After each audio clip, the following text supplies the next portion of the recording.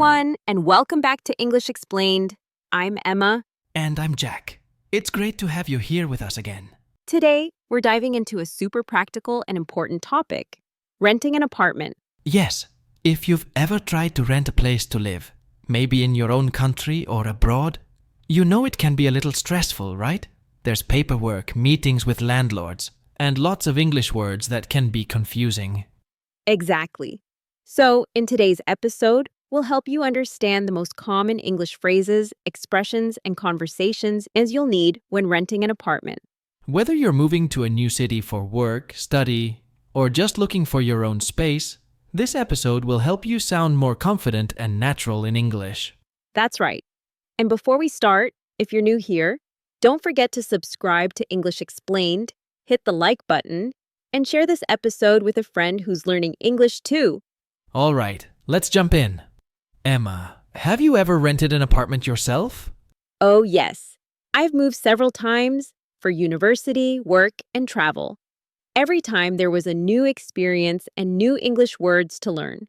Same here. I remember my first apartment search in London. I had no idea what security deposit or utilities not included meant. I just nodded and said, okay to everything. Not a great idea. Oh, Jack, I think we've all been there. But today, we'll make sure our listeners don't have that problem. Let's start with some key vocabulary everyone should know when talking about renting. First, let's talk about the word apartment itself. In British English, people usually say flat, but in American English, we say apartment. Yes. So flat and apartment mean the same thing. Just different regional words. Then we have the landlord. That's the person who owns the apartment and rents it out to someone. If the landlord is a woman, you can say landlady. Right. And the person who rents or lives in the apartment is called a tenant. Perfect. Now another important word. Lease or rental agreement. Yes. The lease is the official contract between you and the landlord. It explains how long you can stay, how much rent you'll pay, and other rules. And of course, rent. That's the amount of money you pay every month to live there. Don't forget deposit or security deposit. That's the money you pay in advance, usually 1 or 2 months' rent, to cover any damage or unpaid bills. Exactly. If you take care of the place, you usually get it back when you move out. Then we have utilities. That means extra services like water, electricity, gas, and internet. And you'll often see ads saying utilities included or not included. If they're included, that means those costs are part of your rent. If they're not included, you have to pay them separately. Another phrase you might hear is furnished apartment. Yes, that means the apartment already has furniture, a bed, sofa, table, etc. If it's unfurnished, it's empty. All right, Emma, let's go over a few more quick words. Neighborhood, the area around your apartment. Viewing, when you go see the apartment before deciding tenant rights, your legal protections as a renter. Maintenance, repairs or upkeep of the apartment. Perfect summary, Jack. These are super common words you'll see on websites or hear from landlords. Okay, now let's imagine you're looking for a new apartment. What do you say? What kind of English phrases are helpful? Good question. Let's go step by step. When you're searching online, you might say, I'm looking for a 1-bedroom apartment. I need something close to downtown. I'd like a place with a balcony or parking space. Yes, and when you call or message a landlord or real estate agent, you can say, Hi, I'm interested in the apartment you advertised. Is it still available? Can I schedule a viewing? Perfect. And if you're not sure about the size, you can ask, How big is the apartment? What's the total area in square feet or meters? Or even, how much is the monthly rent? Exactly. Simple, polite questions make a great first impression. Right. And when you go for the apartment viewing, here are some questions you might want to ask. Is the rent negotiable? How long is the lease? Are pets allowed? Who handles maintenance if something breaks? Those are great. And don't forget to ask about deposit refund rules. Yes, that's a big one. Some landlords return it quickly, others take time. You know, Jack, I think many people forget to check the neighborhood too. True. You should always walk around the area. Check if it's quiet, safe, and close to shops or transport. Absolutely. Renting isn't just about the apartment. It's also about your daily comfort. Okay, so you found your dream apartment. Now comes the official part, signing the lease. This can sound scary, especially in another language. But don't worry. We'll explain what to look for. Most leases include the rent amount, the payment date, for example, the first of every month, the length of the contract, usually 6 or 12 months, the deposit amount, rules about pets, noise, and repairs. Yes, and always read everything carefully before signing. If you don't understand something, ask. You can say, "Could you explain this section, please? Does this mean I can't have guests overnight? Is there a penalty for leaving early?" Good examples. Sometimes there are terms like notice period. That means how many days or months in advance you must tell the landlord before moving out. Right. Usually 30 or 60 days.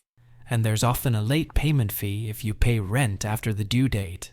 Yes, so always mark your calendar. Another thing to check is who pays for repairs. In some countries, small things like light bulbs are the tenant's responsibility, but big things like plumbing are the landlord's. Exactly. It's good to clarify that before you move in. Now let's talk about moving in. This is the exciting part. Yes, new beginnings. But also, a lot of boxes. True. When you move in, it's smart to take photos of the apartment, especially if you notice any small damage, like scratches or stains. That's a great idea. It protects you later, so you don't lose your deposit for something you didn't do. You might also say to the landlord, "Could you please check the apartment with me before I move in? I noticed a small crack in the wall. Can we note it down?" Very polite and professional.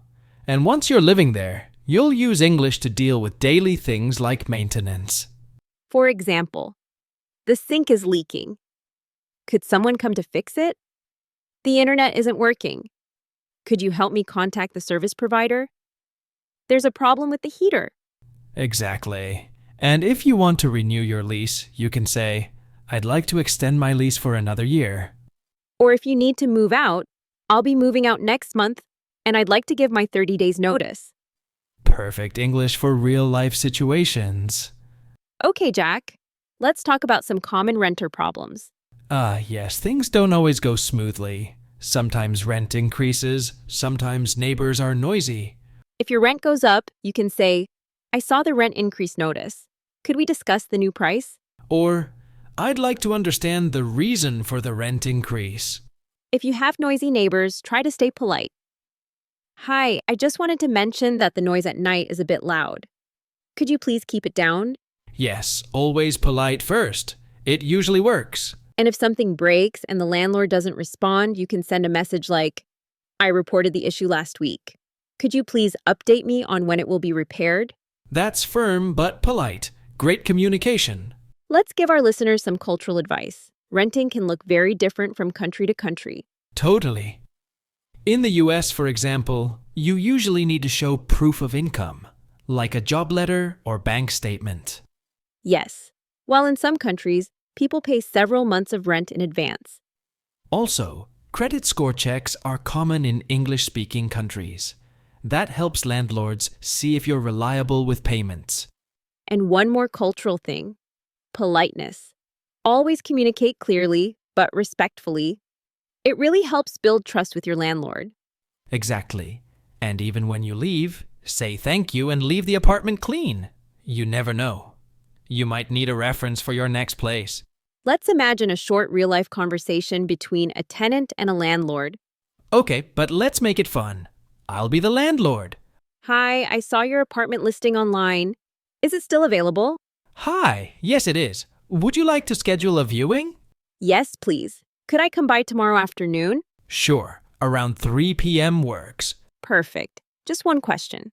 Are utilities included in the rent? No, utilities are separate, but the apartment is fully furnished. That's great. And how much is the security deposit? It's equal to 1 month's rent. You'll get it back when you move out, as long as everything's in good condition. Sounds fair. Thank you. See you tomorrow. You're welcome. See you then. That's a perfect example of a polite, clear conversation. Yes, short and simple. Just the kind of English you'll use in real life. We talked about the most useful vocabulary: landlord, tenant, lease, rent, deposit, utilities, furnished, and maintenance. We also talked about common issues, cultural tips, and how to stay polite. Exactly.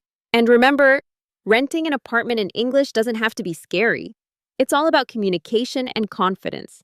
Yes, and you can practice by reading apartment ads online in English, even if you're not moving right now. It's great for vocabulary. That's a great tip, Jack. And for extra practice, try writing a short conversation where you ask about an apartment. Before we end, I just want to say, every new topic you learn in English is like moving into a new mental apartment. Yes, at first it's empty, but as you learn new words, phrases, and expressions, you start filling it with beautiful furniture, your knowledge. That's so true. So keep learning, keep practicing, and soon your English apartment will be full, comfortable, and completely yours. Beautifully said, Jack. Thank you. And to all our amazing listeners, thank you for joining us today on English Explained. Don't forget to like, share, and subscribe for more real-life English lessons with us. And we'd love to hear from you in the comments. Have you ever rented an apartment? What was the experience like? Tell us your stories and practice your English in the process. Until next time, keep learning, stay positive, and remember, English isn't just a language, it's a lifestyle. See you in the next episode, everyone. Bye.